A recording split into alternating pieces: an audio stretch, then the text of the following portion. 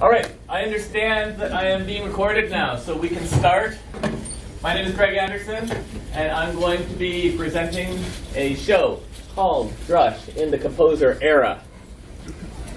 Let me give you a little bit of an overview of what we're going to be talking about today. Although Composer is featured prominently in the title, and we're going to be talking about it all through the presentation, the primary topic of what I'm talking about today is not so much how to use Composer, but more what to do with your files once you've got them in the place that you want them to be in.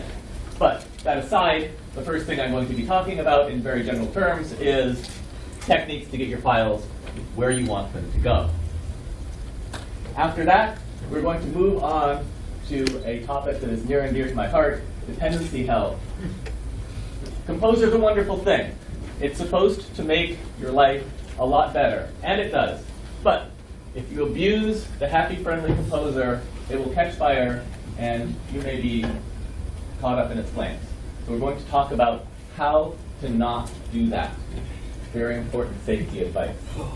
One of the ways that you avoid dependency hell is with a new thing called the site local drush.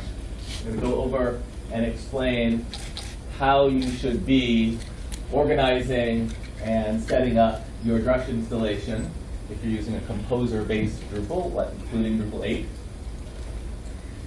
And after that, we'll talk about what part Drush extensions play in avoiding dependency hell and how you can be a well-managed and good corporate citizen in the Drush extension world to avoid getting into these problems.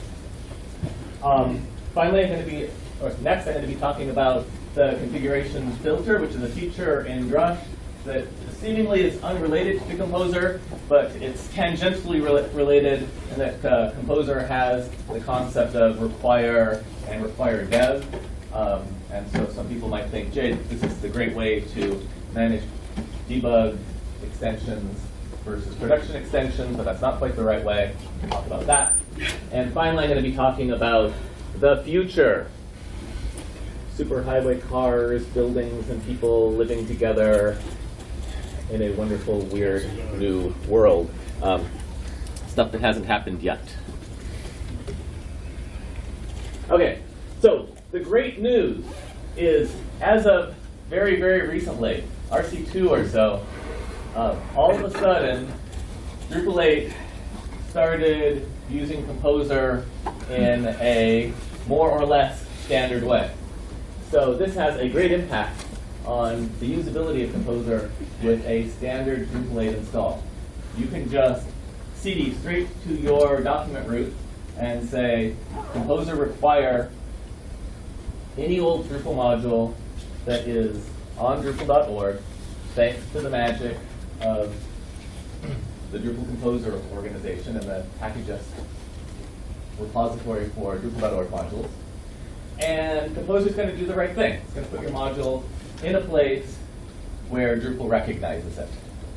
Now that's wonderful, but it's only mostly real Composer. It's not completely real Composer. This Drupal uses a little trick, and the upshot of this little trick is that if you run pm update, that will not update Drupal core itself. It will only update the modules that you loaded through Composer, not through Drush. Using Composer to load your modules, you can use Composer to update your modules. But if you do that, it won't update core. You can run Drush pm update to update core if you're using this technique. So, what is this magic trick that the Drupal core developers pulled out of their hat? Well, it is a trick that they borrowed from the MediaWiki Foundation. And for MediaWiki, they have invented a way to take Composer files and merge them together at runtime. So all Drupal core does to take advantage of this capability is, in that little text you can't read up there in the upper right-hand corner, highlighted in yellow, which is inside your Composer required section, it says I'm going to require wikimedia composer merge plugin. And in the extra section of your composer.json file, then you will see that Drupal core is including core composer.json. So this is essentially the same or very similar composer.json to what you see in the split core that we'll talk about later. But the core composer.json file contains all of the dependencies for Drupal. And the composer.json at the top level contains only this minimal text. And the general theory is that Drupal core is not going to change the contents of composer.json at the root. So if you want to take over this file and put your own modules in there, you can do that, and it'll be safe. And when you run composer install or composer update, the core composer.json, through the magic of the custom installer, is merged together with all of your stuff at install time, and it behaves exactly as if it was in the top level composer.json file. So as you know, with Composer, if you have a custom installer or any special rules that say how the installation is supposed to take place, it has to appear in the top level composer.json or it's ignored. But with the magic of the Wikimedia custom installer, this merge together is done in a way that makes this lower level composer.json file act as if it was a top level. So any of the special installation instructions that Drupal core has put in this file are going to be active. And this is a great thing because it allows Drupal core to meet their goal of allowing Drupal to just be downloaded by a tarball and unpacked. And it also allows those of us who like composer management better to do that. If anyone has a bottle of water, I don't think I'm going to get through the whole hour, but I'll keep going.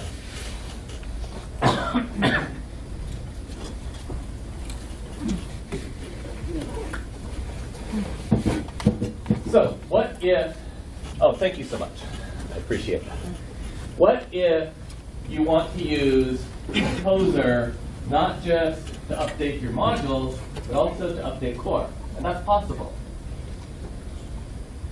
This has been possible for quite a long time, thanks to the efforts of the people who have maintained the Drupal project in Drupal Composer /Drupal project. You can find it on GitHub. And in that project, you'll see there are some simple instructions about how you can use Composer Create project to make a copy of this sample project and name it whatever you want, my site name. And the way Composer Create project works is it makes a clone of some project, and it makes a Composer JSON for you, and puts a bunch of files next to the Composer JSON. After it's done this, you, the developer, own all of those files next to the Composer JSON. You can check them into Git or whatever.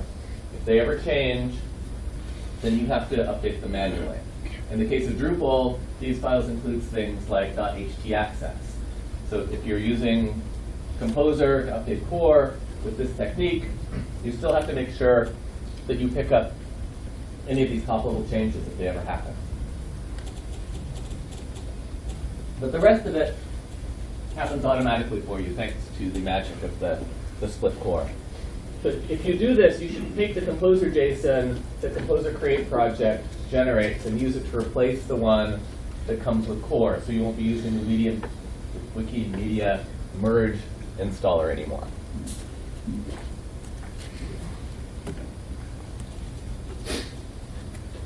This slide shows the layout of what you get. At the top there, you can see your Composer JSON, and it has a JSON Composer file that looks very similar to the one that's in core, but instead of including a Composer file in the core directory, now it requires Drupal core, and that through the magic of Composer and Composer installers places Drupal in the appropriate location, which in this case is a folder called web. And you'll notice down in the extra section, there is a list of paths that tells Composer installers exactly where to put everything. And if you wish, you can edit these paths. If you don't like the word web, you can rename it to Drupal or htdocs or any of the other popular variants that are found around town.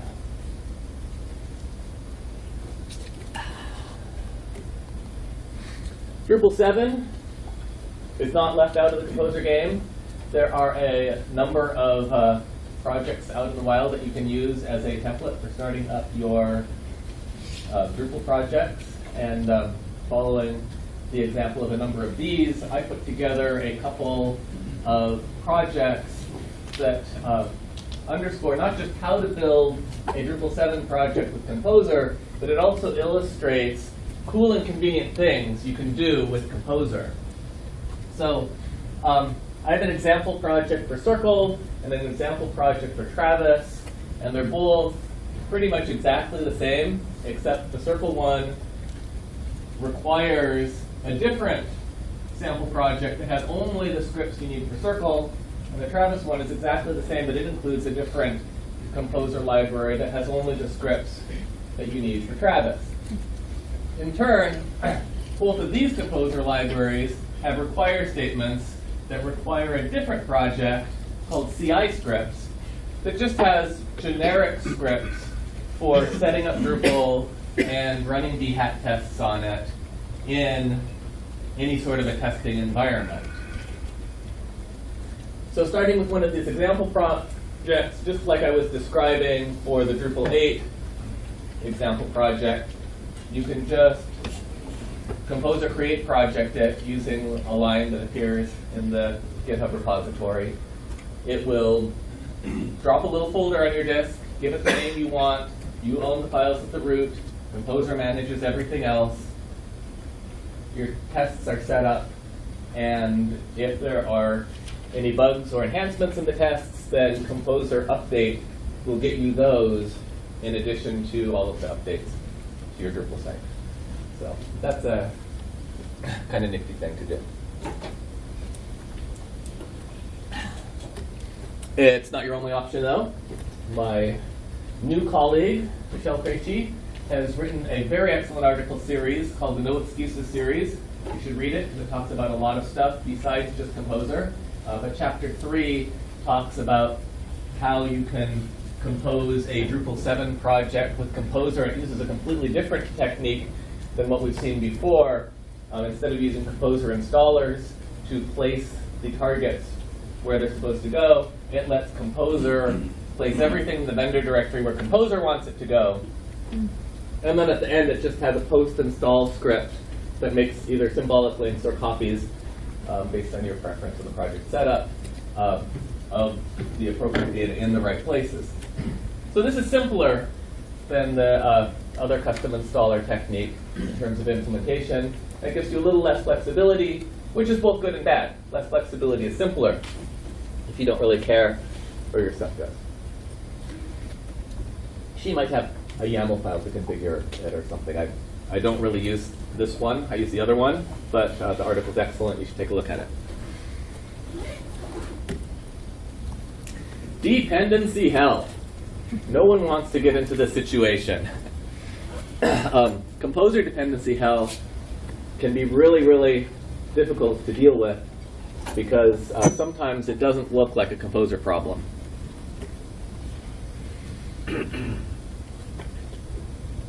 You run into dependency hell when you have a project that has more than one autoloader. And people sometimes wander into this dark forest and they don't even know that they're lost because they do this and it works perfectly. Because by coincidence, their two projects happen to both be using the most recent version of everything out there, which happens to work together, which is a common thing. Everyone's up to date. It works great. Problems can happen, though, if your badly behaved extension that's bringing in its own autoloader in addition to the project's autoloader suddenly, directly or indirectly, requires a project that is the same as a project required by your application, but at a different version. And I wandered into a situation once where I installed an extension. I wasn't even using it. I just wanted to test it. It was there in my .drush directory, and I forgot about it.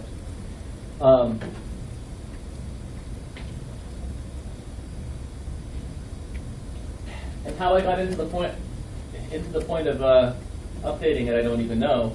But when I did, I ended up with 2 versions of Symfony Event Dispatcher. Drupal wanted 2.7.5. The extension wanted 3. And really interesting and unfortunate things happen. What happens is things break spectacularly. Because in version 2.7.5, there were a whole bunch of methods in event.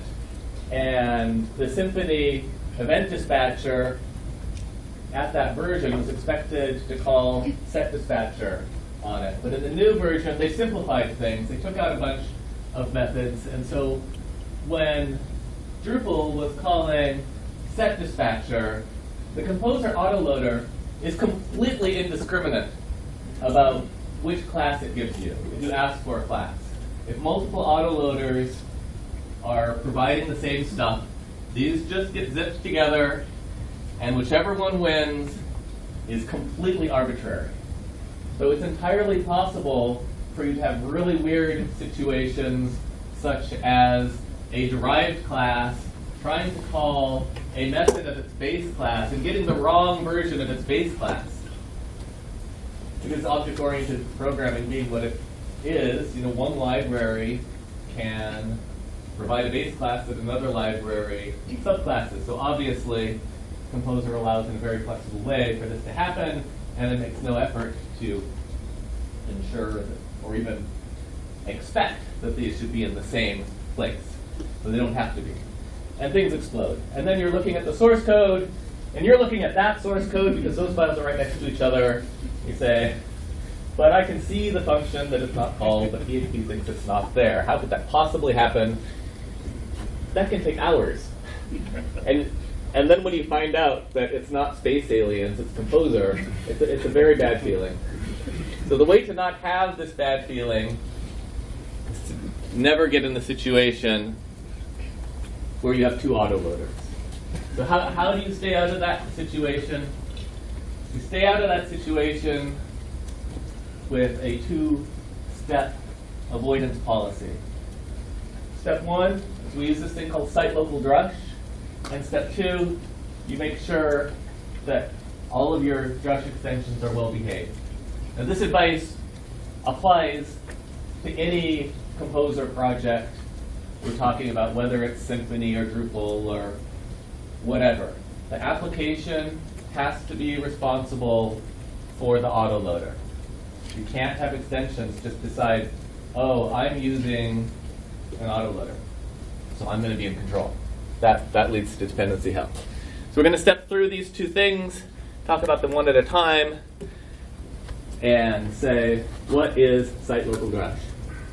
So the concept of site local drush is you still have your global drush. Your global drush can be installed in a number of places. A lot of people now have it in tilde.composer, vendor drush. That's where the installation tells you to put it there. And when it's installed there, Composer puts a symlink in tilde.composer vendor bin drush. So a lot of people just put that on their path. Then anything that Composer Global require, they can just type it, drush status, they'll get the global drush. But as we discussed previously, we don't want 2 autoloaders. And Drush is using an autoloader because it uses Composer to get its dependencies. So let's advance to the next slide here. To solve this problem, we made a new thing. And the new thing is called site local Drush. And the way it works in concept is we took the Drush launch process and we split it up into separate phases. The first phase is the Drush Finder. That calls through to something called the Drush Wrapper, which goes on to the Drush Launcher, which finally runs the Drush Application.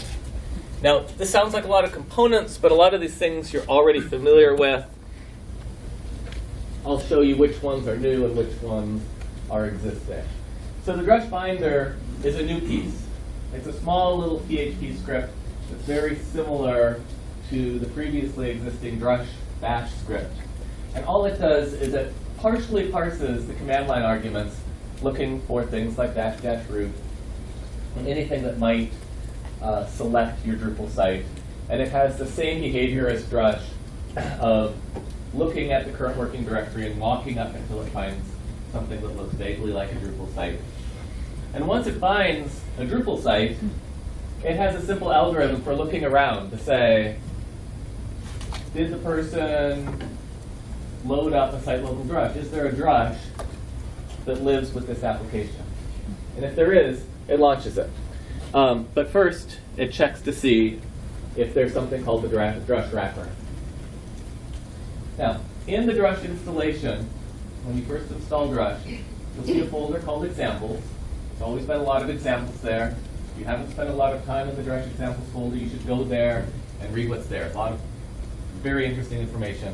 One of the files there is a file called drush.wrapper.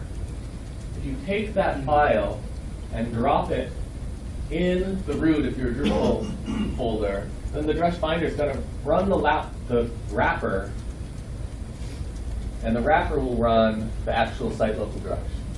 So there's two reasons that you want to do this. You don't have to do it at all if you don't want to do either of these two things. One of the reasons is if you want to firmly control where all of the extensions go for this Drupal site. So some people have very, very strict scheme environments, and they say, we want all of the configuration and all of the command files to be either in this Git repository or whatever. So if you add the flag --local inside of your Drush wrapper, then that will turn off Drush's normal behavior of searching for global configuration and command files, and you can then include paths to any configuration location that you want. Now, Drush by default already has a number of really useful global and local configuration and command file locations. So if you have a folder called Drush inside of your document root, you can put all of your site-specific configuration and command files there, and you don't need a wrapper just to do that. But you do want a wrapper if you're going to put Drush in a non-standard location, or if you're going to put your extensions in a non-standard location. This gives you absolute control. If you don't need absolute control, don't put it there. The Finder will skip the wrapper, and it will go straight to the launcher. Whether you realize it or not, you're already familiar with the Drush Launcher, because this is nothing more than the existing Drush bash script renamed. So a lot of people use this Drush bash script, and they don't really know what it does. And every now and then you see people on the internet calling straight to PHP, drush.php. And you shouldn't really do that. You can. But if you do that, you're going to skip the benefits of the launcher. And what the launcher does is it kind of looks around and it figures out what your environment is like. It figures out which PHP you're going to use, and it figures out where your PHP ini is, and things like that. And then when it calls the Drush application, it adds additional parameters so that Drush can figure out all of that stuff as well to do a redispatch. So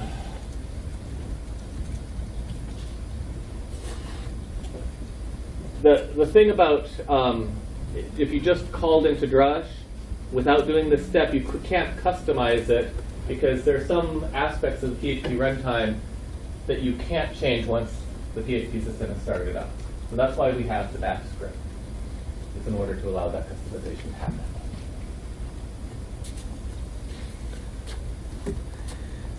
And finally, the last phase is the Drush application. This is the part that starts with drush.php and includes all of the things that is Drush in one monolithic application. Oh, and I should also mention that the Drush application retains responsibility for some actions, like parsing the alias file. So if you say drush at alias command and your alias is remote, then it's going to go through this whole Finder, Wrapper, Launcher application thing, and then the application is going to say, oh, that's remote, and it's going to do another dispatch to the remote machine. That remote machine will also go through the Finder, Wrapper, Launcher dispatch process, and then your actual command will happen. And these scripts are very small, and they do very little, so this happens seamlessly, and you don't even notice it.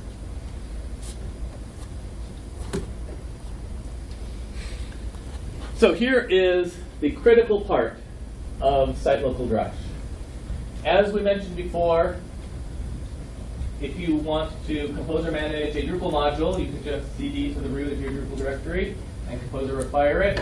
Similarly, if you're using Composer to manage your Drupal site, you are strongly encouraged to cd to the root of your directory and say compose or require drush.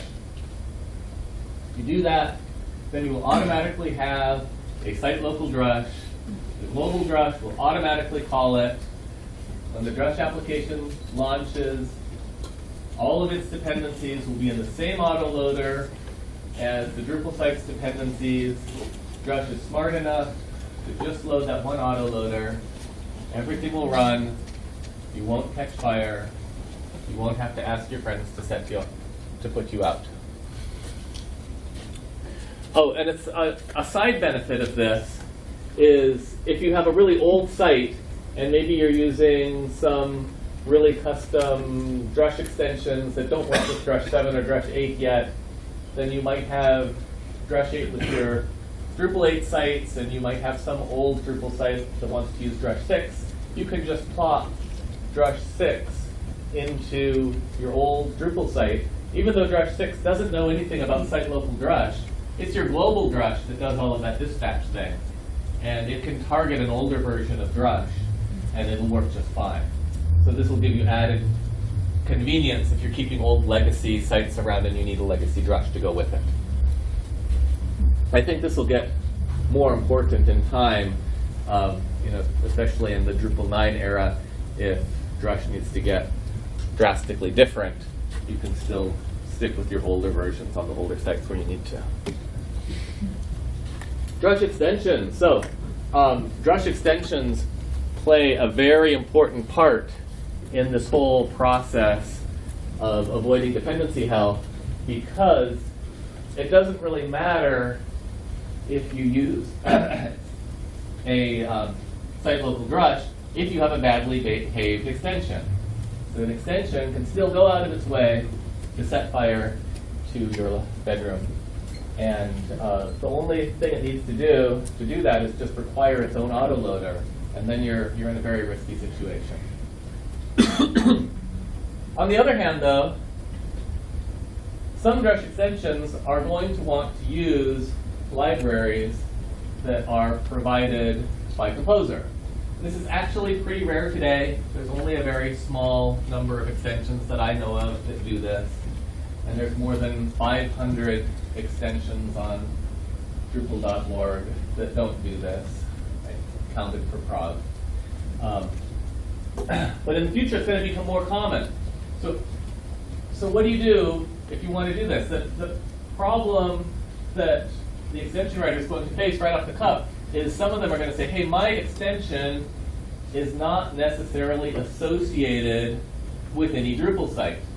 I need to also be able to run my code without having a site to Bootstrap, ergo without having an autoloader in Drupal and without having libraries. I need my own libraries.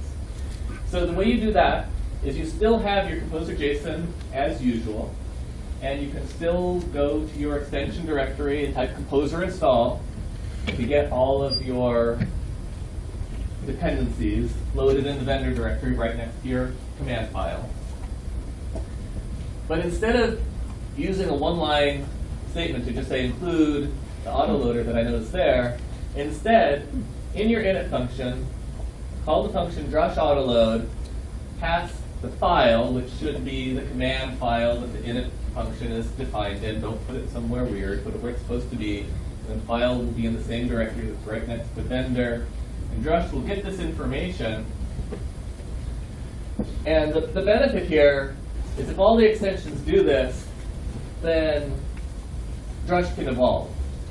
And extensions can't evolve because software doesn't deploy instantaneously across all of the 100 versions of Drush extensions simultaneously, whereas if something needs to change in Drush, we can change it, we can push it, and all of your well-behaved extensions that are properly calling Drush Autoload are going to keep working. So please do this if you need composer extensions.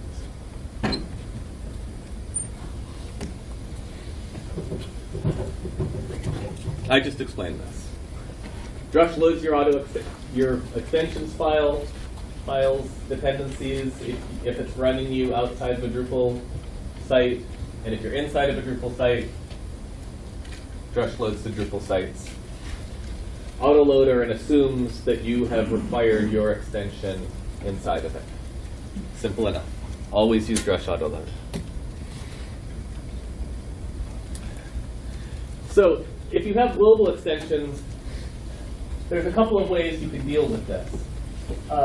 It's not that hard to just go to your project root and require your global extension on a project-by-project basis. But a number of people say, this is a drag. If I use something like IQ, I just want it to be in a global location. I don't want to have to write a script or remember and type them all the time. So there's a couple of ways you can do that, but there's a new nifty one that I just started experimenting with recently. And maybe I should have put this in the future section, because this seems to work, but my disclaimer is I haven't really used it in a real way yet. I just saw it happen once. So we'll see. Time will tell if this is a good idea. So to set this up, just we've got a little clipping going on. That says, home directory. Go to your home directory, make yourself a nice brand new location that Drush doesn't search for, like maybe .drush extensions. You can call it whatever you want. CD into that folder, and just type your composer require extension right there. That's going to cause composer to splat down your files in place. And thanks to the magic of composer, any Drush extension that's on Drupal.org by the generator is going to depend on composer installers, and it's going to go right into the folder called Drush inside of Drush extensions. There it is. And then in your Drupal project, you copy that wikimedia merge custom installer that we saw Drupal 8 using to such good effect. And inside of the extra section, instead of including core composer JSON, you give the full path to your composer JSON file. And when you do this and go to your Drupal site, then composer update will zip in your global extensions, and they all get copied to the Drush folder inside your project root. All of their dependencies end up merged in with Drupal's autoloader, and it's really quite brilliant and wonderful, but for two small problems. And one is, no one really wants an absolute path in their composer JSON file. So since I only just got this working, my thought is I was going to head on over there to Wikimedia merge installer, and it's on GitHub and it's open source, and I thought I'd make a 2-line PR to expand tilde to your home directory and see if that is deemed to be a good idea by those folks or not. And then the other thing is that, oddly enough, the first time, in my experience, the first time I ran Composer and update, it just pulled in the merge plugin, and it didn't do anything with it. And then I ran Composer update again. It's like, oh, there's a merge plugin here, and then it did everything. So two-step process to get it started, but then it's pretty nice. So try it out. Send me feedback. Tell me if you love it or hate it. It's not your only option. You can, as I said previously, just include your extensions manually in each site, and there's a number of ways you could script that or whatever.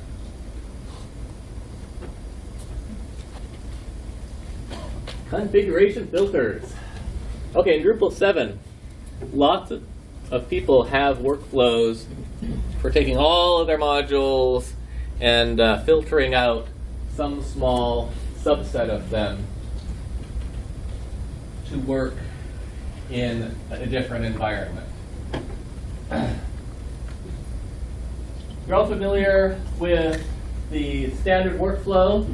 Typically, code moves upstream from dev to test to production, and your database either moves not at all if you have a really cool configuration and sample data system, or it goes downstream if you want to do testing or development with real customer data.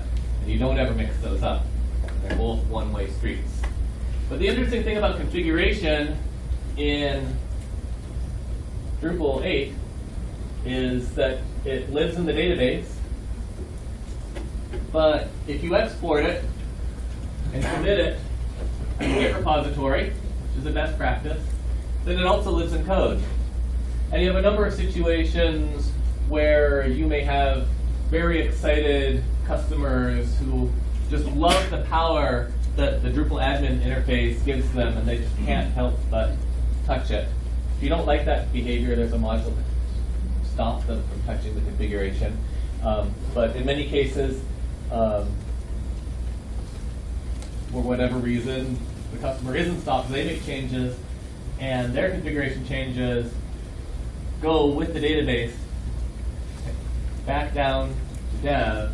And similarly, when the dev team is adding new great features, those new great features almost always take some configuration upstream with them. So the thing that makes this really interesting in terms of the development module situation is that in Drupal 8, the enabled-disabled state of a module lives in configuration, just like all the other configuration. So if you're using one of the standard techniques for enabling or disabling modules, like turning on devel anytime you sync your database down into the dev system, that is going to show up as configuration events. If you export your configuration, you'll see changes, and you really don't want to commit those to your Git repository. You'd rather have those variable things just stay out of that entirely. So in Drush, if you're using Drush to export your configuration, inside of your Drush RC file, you can set the skip modules flag and just list all of the modules that you don't want to have affected by an import or export operation. So an import, what this means is if a module is listed in the skip list, then its enabled-disabled state doesn't change when you do a config import. Otherwise, having your devel modules in your configuration in the Git repository could cause them to be enabled if you did a config import on the other side, because it's just part of config. On the export side, if a module is listed in the skip list, then it's not written to the configuration if you're doing a fresh export.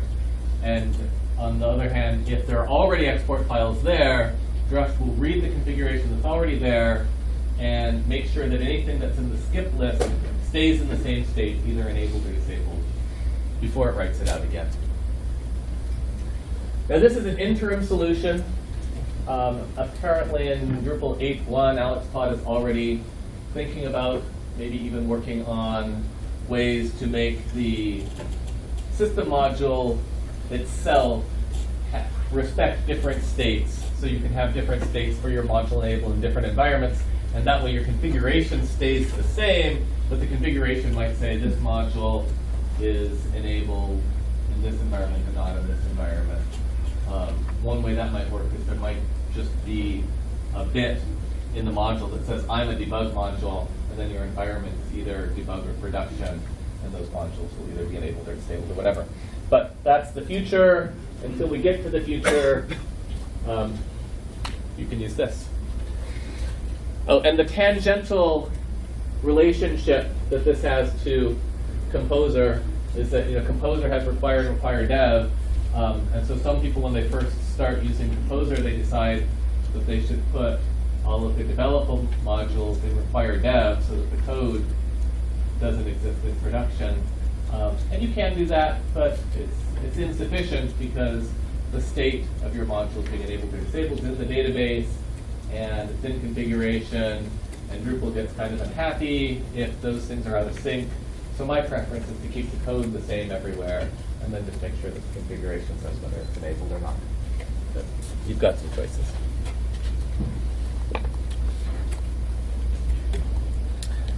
Future. Okay, we're leaving the realm of what is currently possible, and we're talking about how things are likely to be later. Well, the first example is fairly present. So there's this thing called Drupal console, and Drupal console is super cool.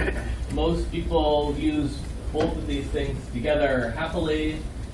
In some cases, there's a little controversy because people wonder, why are there two tools? Shouldn't it all be one, or shouldn't it all be the other?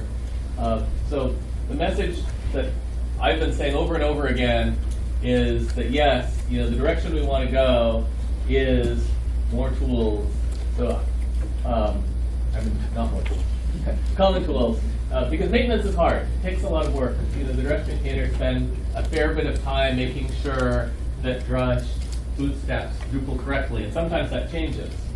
And all of that work has to be duplicated when you have another tool. So we'd like to build a bridge and get these tools closer together. The reason they exist separately is because the Drupal console team wanted to leverage the power of Symfony and to really start using Symfony console in Drush was and is a lot of work. And so they were able to make progress just by skipping that work and making a separate tool.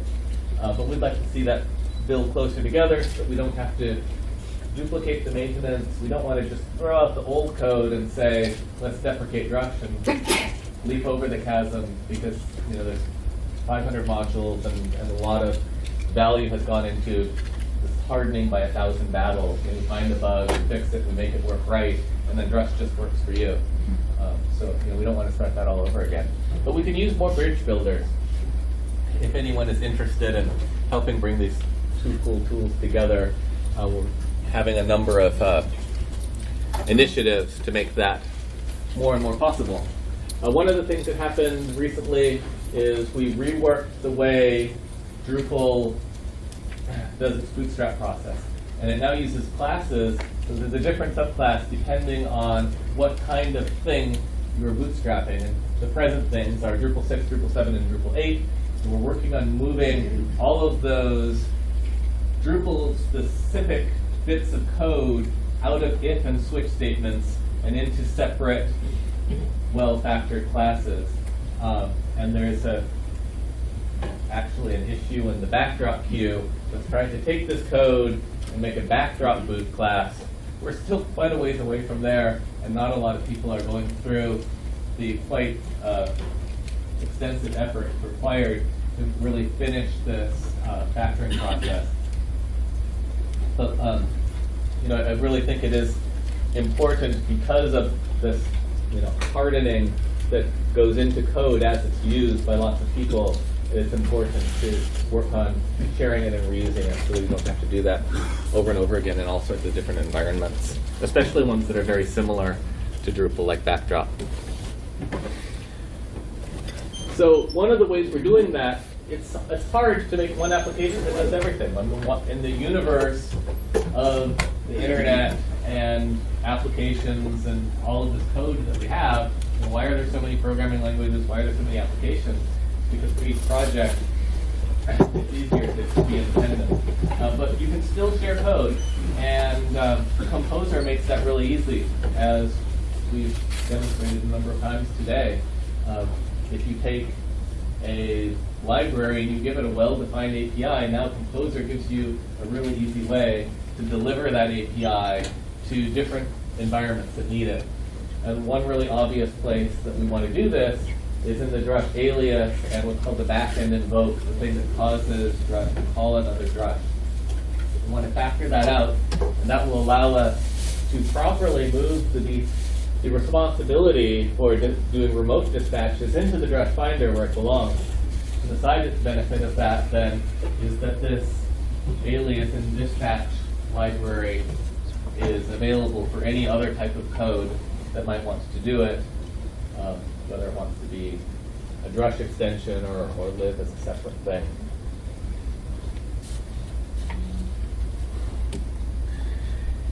And finally, this thing is more in the present than in the future. It's really close.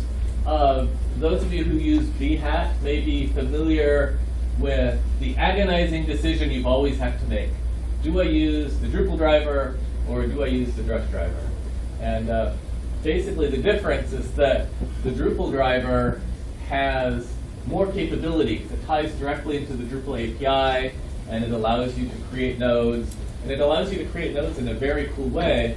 If you create a node through the Drupal driver in your tests, then the driver remembers that, and when a test is done, it tears those nodes down again so that your next test is not polluted by your previous test without any extra work on your part, and that's cool. The Drush driver, on the other hand, gave you the capability to test remote sites. And that's really cool if your remote site is on Pantheon or Acquia or Platform SH, and you want to go and test the real actual site that your actual code is going to run on. But you want your tests to run on Travis or Circle, and you want your site to be somewhere else. So now there is a new project called the Behat Drush endpoint, and right now it's living in the Pantheon system, so I think we're going to move that to Drush Ops. And there's also a PR in the Drush driver repository itself to call this component so that you can make a remote test and still create nodes and taxonomy terms in the Drush driver. So hopefully that will be coming soon to a Behat Drush driver near you. And it's really easy to use. All you need to do is Composer require this driver inside of your Drupal site. But guess what? If you're using Behat, your Drupal site is probably already including the driver project, and the PR just adds this requirement to its Composer JSON. So really the extra step you have to do is nothing except the Composer update. Once this PR gets merged, it'll just be there, and it'll just work. And you just change Drupal driver to Drush driver, and your tests that are labeled API should still continue to work, even if you target a remote site. So that is my last slide. I don't have a pretty blank quick slide. But I thank you all for coming and listening to Drush and the Composer era.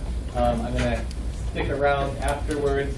If anyone would like to take questions, you can just stand up and speak loudly, or come and talk to me later after people stop doing that talk loudly thing. Thank you very much.